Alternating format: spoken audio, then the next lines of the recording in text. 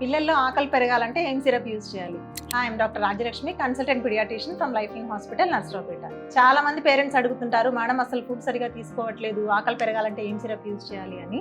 మార్కెట్లో దొరికే సిరప్స్ ఏవి కూడా అస్సలు సేఫ్ కాదండి, యూజ్ చేయకూడదు. ఇవి వాడడం వల్ల పిల్లల్లో డ్రౌజినెస్, అటెన్షన్ తగ్గిపోవడము అండ్ ఫ్యూచర్లో డయాబెటీస్ లాంటి కాంప్లికేషన్స్ కూడా వస్తుంటాయి. కాబట్టి ఇవి అస్సలు సేఫ్ కాదు.